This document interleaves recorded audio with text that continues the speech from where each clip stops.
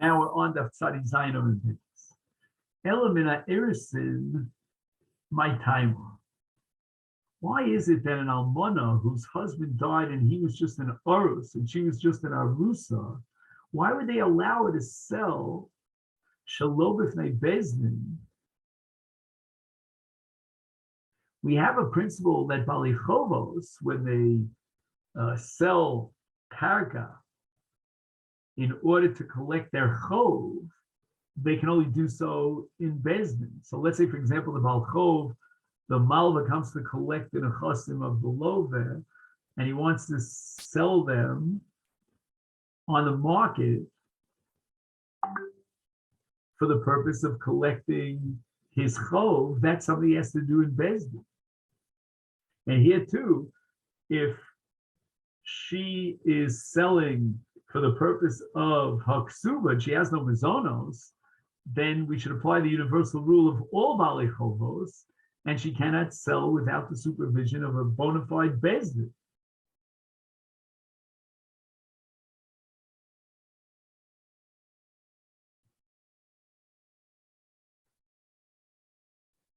Amar ula mishum china. So we have one answer, and that's ula. Mishum china. So Rashi learns mishum china that we want to encourage women to get married. And he told us there's a problem with this because of the principle called tav l'meis and tav l'meis of arma. But leave out Tosas. Now let's just get by with pshat according to Rashi. Rashi holds we want to make it more attractive for women to get married. So the takana of the chachamim was that almana could sell her karkos, and even though she's mina erisin and she's not going to be collecting mizonos, so we don't have the issue of let's be makil and allow her to sell the karka from mizonos because otherwise she's going to starve to death. Leave that out. We're only talking about ksuba. But again, we want to make it easier for her to collect her ksuba, because if she knows that she can collect her ksuba without extra tircha, and she doesn't have to go to bezdin, she could sell these properties for the purpose of collecting her ksuba. And now we're talking about almana mina erisin, so she doesn't have this problem of starving to death because she's not being supported by her husband at all. So in such a case, we'll be makil to allow her to collect her ksuba by selling karka for the purpose of collection of ksuba, even shalo b'bezdin. And that's called mishum china, once again, so that it'll be encouraging for a woman to get married, knowing that she can collect her ksuba even without bezdin. But Yochanan, he comes up with a different reason. And this has to do with the mindset of the Baal.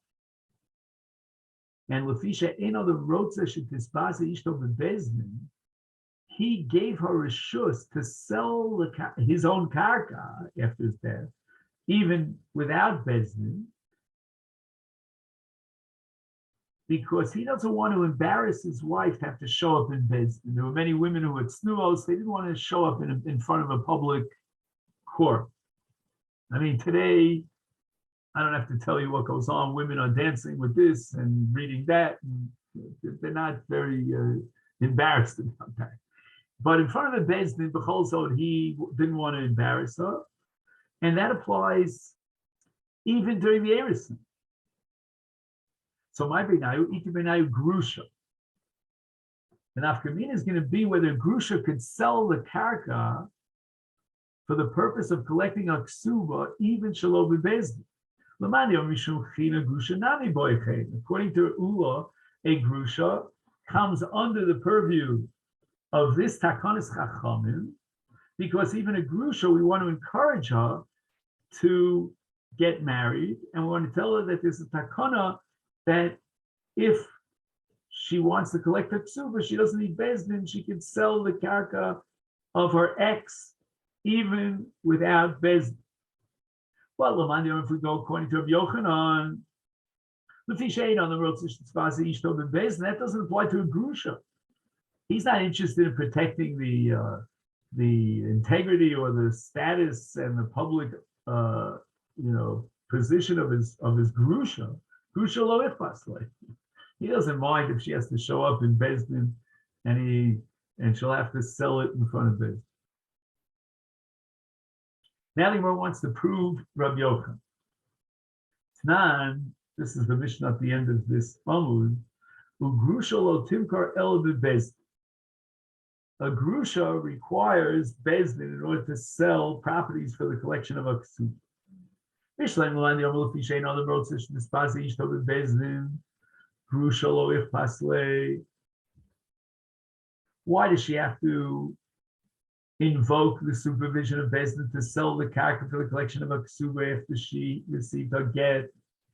That makes sense because he's not inhibited about her showing up in Bezdin. She's a grusha.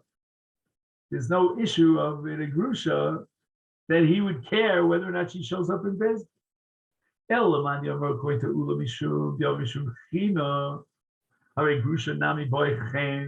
So why does it say in the Mishnah that she needs to sell a dafk in front of Bezdin against Ula? More answers, Homani Rabbi Shimon. The author of this price is none other than Rav Shimon. He holds that they never made a takana mishum china, allowing her to sell shalom b'fnei beis. And he holds that almona mina erisin, since she has no rights to mizonos, and the only reason she's selling the properties is to collect her ksuba, then she needs bezdin.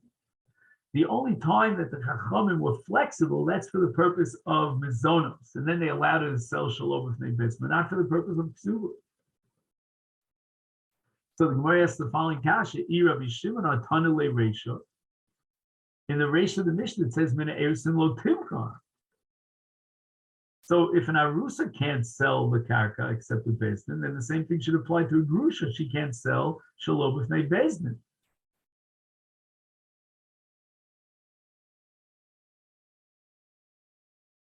So why did the Mishnah have to tell me an extra din with regard to grusha? We can derive it from an arusa. If the arusa can't sell, so the grusha can't sell.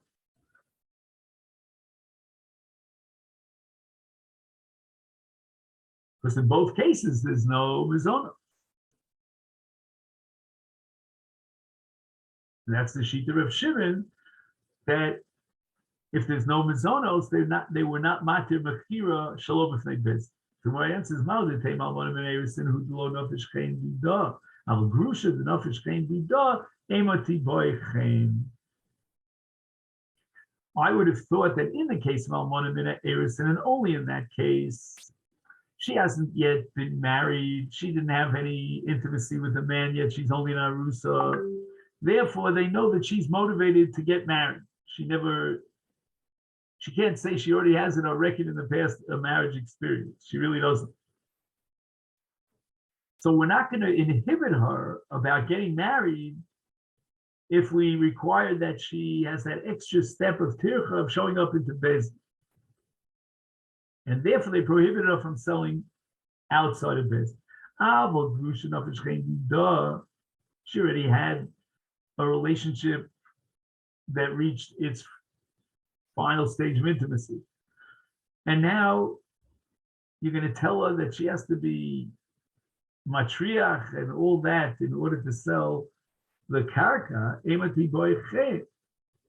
Even Rav Shimon would concede that in this case of a grusha,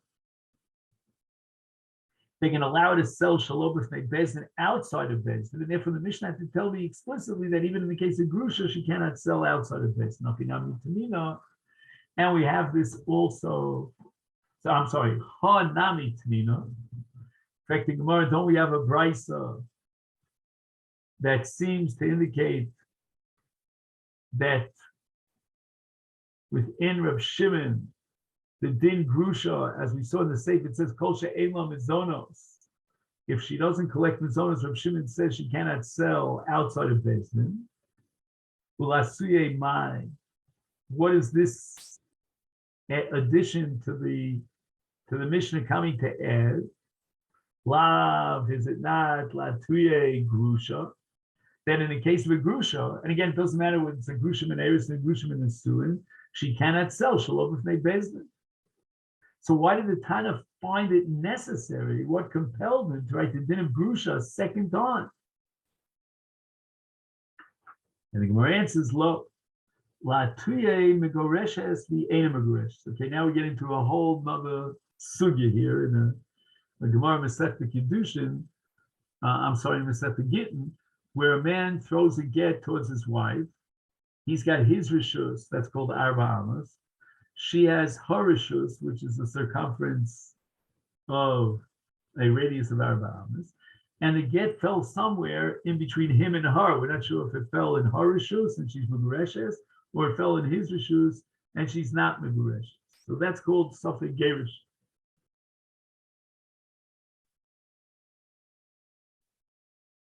And this is the chiddush here, that in a case of safek gerushin, kid Rabbi Zera, the Rabbi Zera called Mokum Shalom Mugresh Mugreshes, Baal Chayav Ben Zonasel.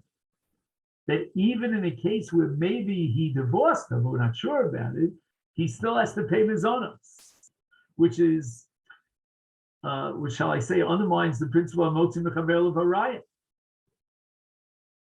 So the Tana wanted to teach us, and he had to teach us, that the principle of Rabbi Zera is only during the lifetime of the Baal, because as a result of the Baal being alive, she can't get married to anyone else, and he has to support her. But after he dies, then the ocean don't have to give up mizonos, because in Dini Mominus, we're going to say, Amotzi Mechaber Levarayah. So while he's alive, she has a definite claim that he owes her mizonos. But after he dies, and now she's claiming from the Yarshim, they never had a pre-existing chiyuv to pay mizonos. It's only it's something that emerges right now. And in Dini Monos, you want to prove to me that the Somachaya mizonos, that it was really a get, then the burden of proof is on you. And Einom Yichol Lahotzi Me mizonos b'safek Toshma. Now the Gemara wants to bring a raya for Rabbi Yochanan. Kishem shemocheres shelo bebezdin, kach yorsheh yorshek sibasa mochrim shelo bebezdin. So if she died first, and that means before she got he died first, but before she got a chance to collect a ksuba, she died. So Yorsheh, her children, who are the Yorshim of a ksuba, they will sell the properties shalom bebezdin. So Gemara says upon Bishleim Lamandi Omar, Lefi she'ein on the road to Tizbasi Ishto bebezdin. Is ki hechi de'i lo nichalei Tizbasi, Yorsheh nami lo nichalei deli bazu. They can sell shalom b'fnei bezdin, just like the almana herself.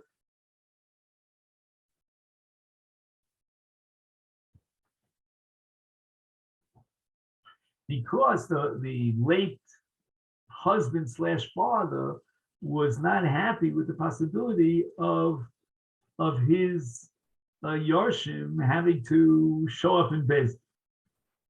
He doesn't want to embarrass them. They may be inhibited about showing up in Bezdin. It's a long process. It says,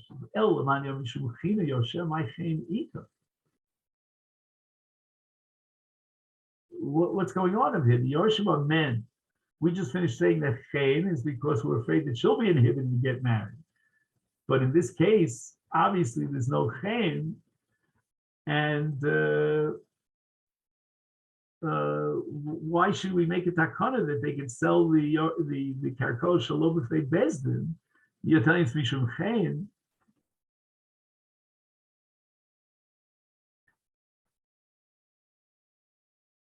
The Gemara rejects this and says, Tigma ula kigon shirashta bita o achosa. It's a case where he died and he left no male sons, but rather only females or other relatives that would inherit his property.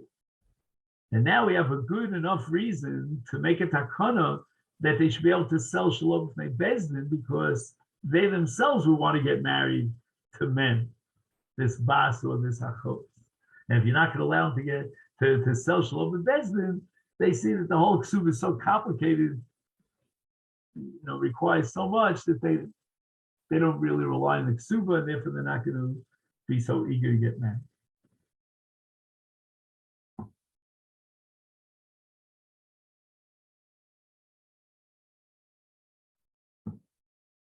Okay, now for this Mishnah, we have to mention that there's a twofold machlokas between Reb Shimon and the Chacham. Number one, Reb Shimon only allows selling the chasim shalom bebezdin for the purpose of mizonos. So an almana who's collecting mizonos, let's say an almana min a suin, she can sell the karka the yisom shalom bebezdin. Why? Because she has to collect mizonos. But if she wants to sell the karka the yisom for the purpose of collecting a ksuba, that Reb Shimon says we're not going to allow. And the Chachamim disagree, and they hold that almana has the license to sell the nitzei yisomim shelo bebezdin, even for the purpose of collecting her ksuba, even if she's not receiving the zonos.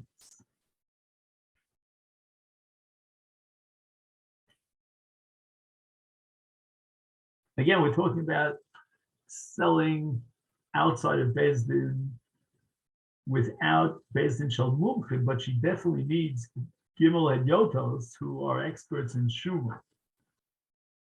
So that's machlokas number one. Can an almana sell karka shel bezdin for the purpose of collecting a ksuba? The second machlokas between Reb Shimon and the Chachamim, as we'll soon see, is a case where she wants to collect her ksuba piecemeal, not the entire sum in one fell swoop. And the question is, if let's say she sells part of her ksuba, does she forfeit her rights to mizonos?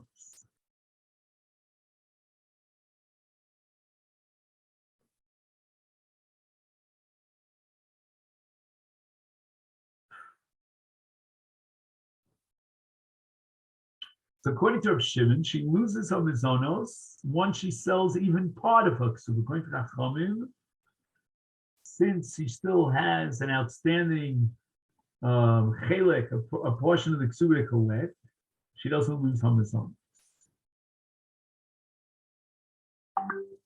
So the Mishnah says, Machra, she sells for the nechasim of the yisomim, the entire ksuba, or miktsas, or part of the ksuba, or she gives to a malveh, a mashkon, of the entire sum of her ksuba, or part of the sum of her ksuba, or alternatively, if she gave her entire ksuba to one person, or part of her ksuba to one person.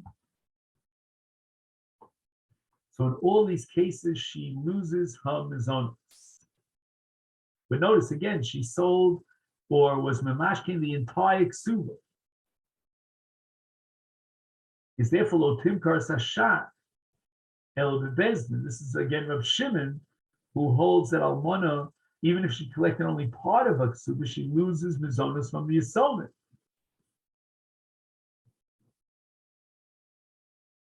Because again, whatever she's going to sell from now on is only going to be for the purpose of her ksuba.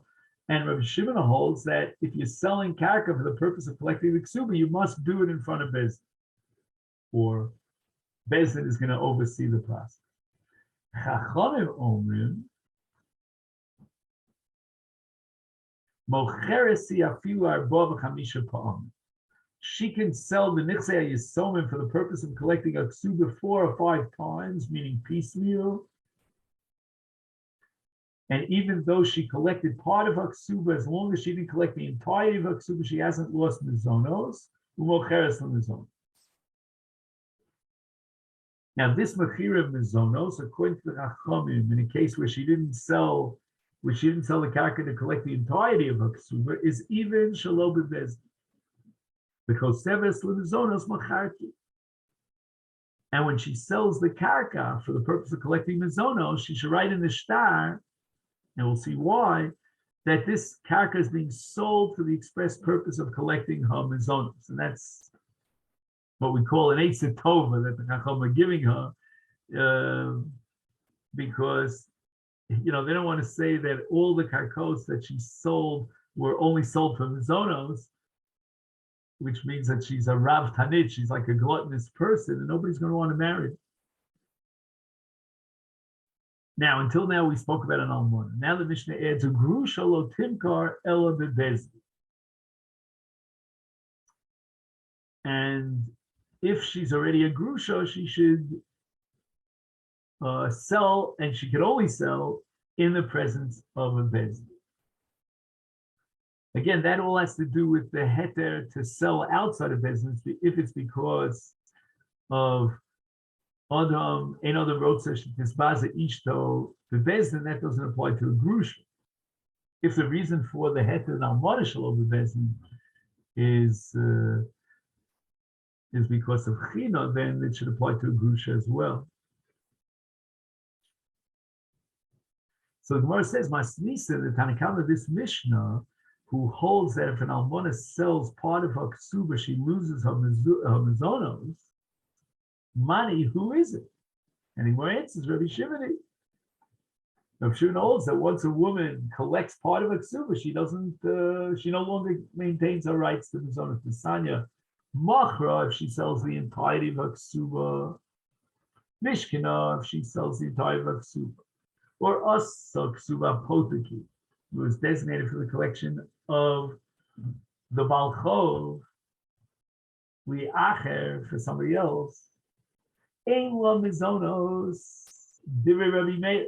Rabbi Meir holds she forfeits her mizonos.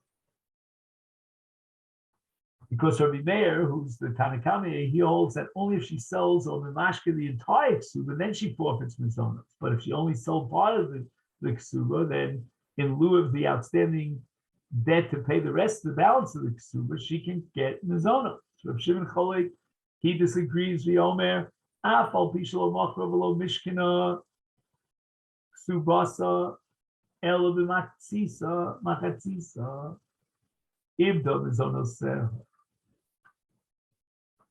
Even if she only sold part of her ksuba, like for example half a ksuba, less than half a ksuba, or she designated as a mashkin for a balchov, then she loses her mizonos.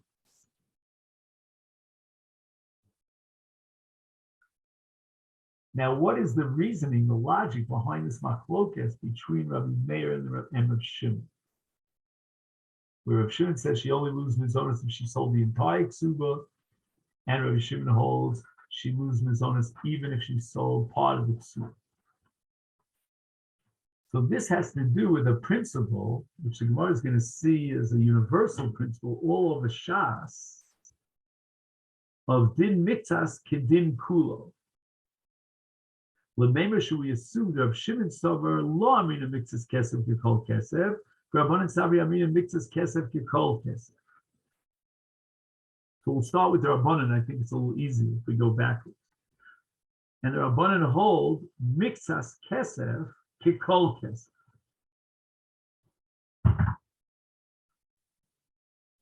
It means the following. She collected part of her ksuba. The Yisomim still owe her the balance of the ksuba.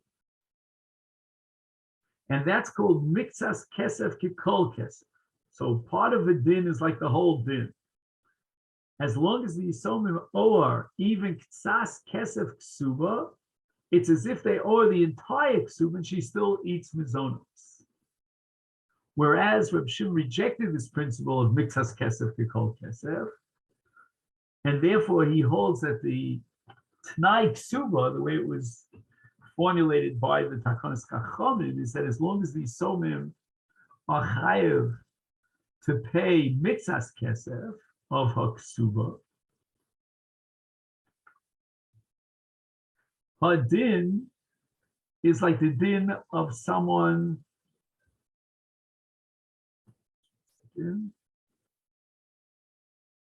who did not collect her ksuba.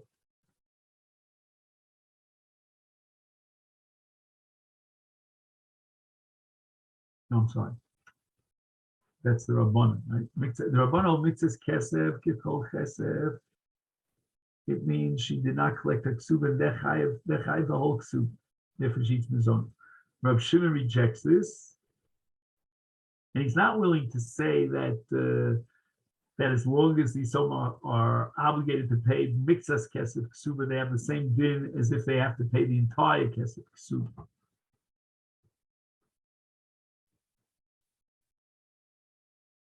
And it's as if she didn't collect her ksuba at all and she gets themselves. No, the t'nai was that if an almana will collect mixas ksuba, she forfeits her rights to mizonos.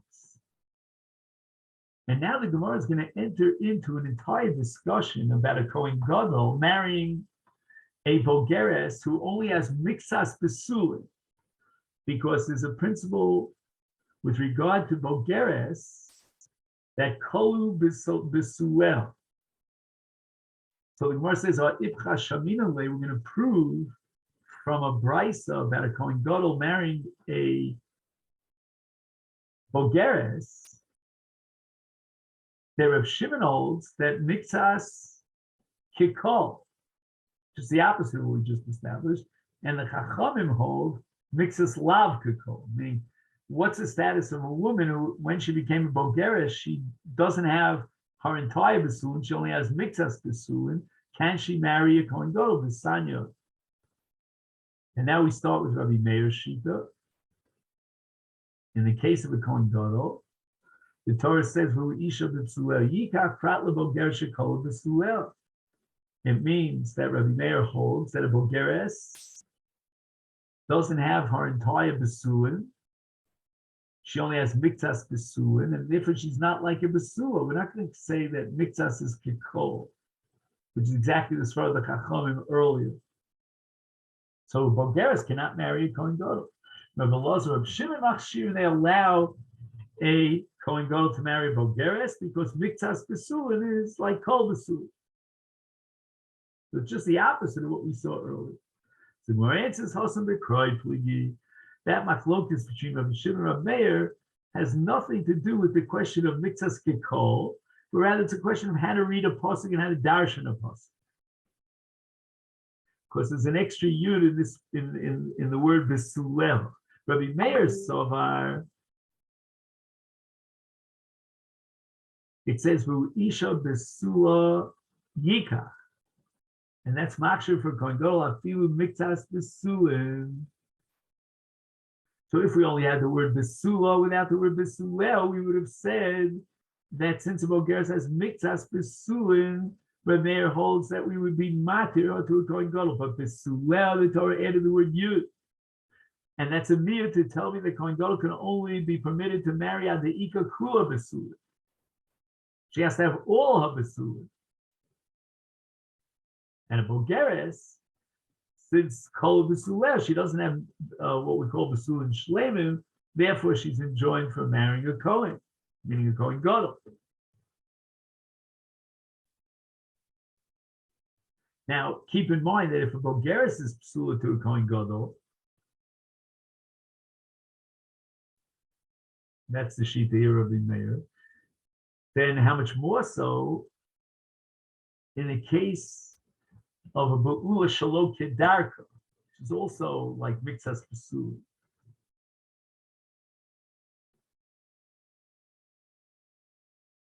So therefore, the Brisa adds that the psulel, the kedarka in shalom kedarka lo. No, just the opposite of what I said. In a case of shalom kedarka, she has a full-fledged besulin. It's only if she had a be'ila kedarka she loses her besulin, and she's besulin with Kohen Gadol. But nivela shalom kedarka, she didn't lose her besulin, and therefore she's allowed to marry Kohen Gadol. Rabbi Elazar, Rabbi Shimon, they have a different way of reading this pasuk and the extra yud. Savri, they understood that besula, if it hadn't added the yud, besula shlema mashma, we would understand that a Bogeres would not be allowed to marry Kohen Gadol. But the besulel, the additional yud, is a ribui. To teach me afilu mixas besulin. And here on the daf tzarich ches, the besulel sheyu kol besulel kayom. Bein kedarku, bein shalom kedarku. So Rabbi Elazar and Rabbi Shimon holds that the additional yud in the word b'suleh is coming to teach me that we need b'suleh kayomim, which means that there was lo nivala klal. She didn't have any bia whatsoever. She had a bia asura, whether it's kedarka or shalom kedarka, she's asura l'kohen gadol. So let's just summarize, and then we'll end it here. It comes out of our sugya that the machlok shin chacham of Shimon in our Mishnah revolves around the issue of mikzas kesef kekol kesef. Chachamim are of the opinion that mikzas kesef dino kekol kesef, and therefore, if she collected part of the ksuva, she doesn't lose her mizonos, because it's as if the Yesomim are obligated to give her the entire ksuva, whereas Reb Shimon holds mikzas kesef ein dino kekol kesef. So therefore, if she sells mikzas ksuba, she loses her mizonos. And this machlokas has nothing to do with the issue of a bogeres and a besula kohen gadol, which depends upon how to darshan the psukim, and therefore there's no stira whatsoever.